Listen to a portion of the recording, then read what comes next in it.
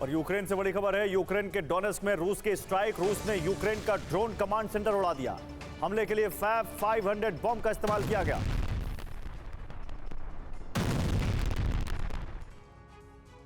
तो रूस यूक्रेन की जंग में युद्ध विराम की संभावना खत्म हो चुकी है, इसलिए पुतिन एक ही विकल्प पर पूरी तरह से फोकस्ड है। यह विकल्प है यूक्रेन फतेह करना, और इस दिशा में पुतिन ने अब कदम आगे बढ़ाते हुए ऑपरेशन जून लॉन्च कर दिया है। इस ऑपरेशन का मकसद है कीव पर रूस का झंडा फहराना, जो नेटो और यूरोपियन यूनियन की नैतिक हार का प्रतीक होगा।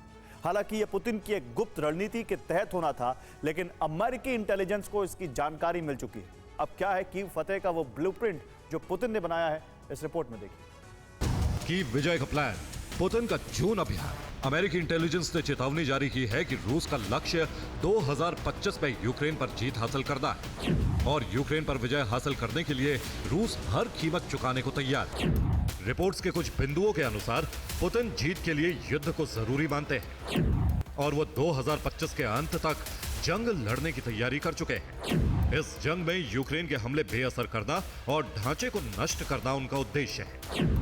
इसके लिए क्रेमलिन ने 7 लाख लोगों के हताहत होने का अनुमान भी लगा लिया है, और इस अनुमान में यूक्रेन को मिल रहे यूरोप के समर्थन को भी शामिल किया गया है।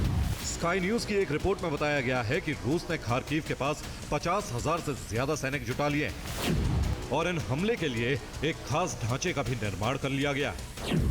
इनका उद्देश्य यूक्रेन की डिफेंस लाइन को नष्ट कर आगे बढ़ना है, यानी रूस की ये फोर्स एक के बाद एक शहर पर कब्जा करते हुए आगे बढ़ेगी।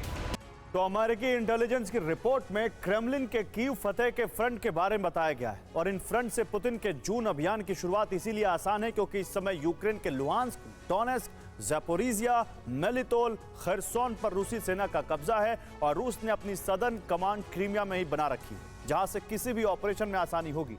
लेकिन इन इलाकों को पुतिन ने अपने प्लान में बैकअप लाइन बना लिया है, जबकि पुतिन ने नए प्लान के तहत कीव पर कब्जे के लिए सूमी, खार्किव और निप्रोपेट्रोवस्क से आगे बढ़ने की रूपरेखा बनाई है।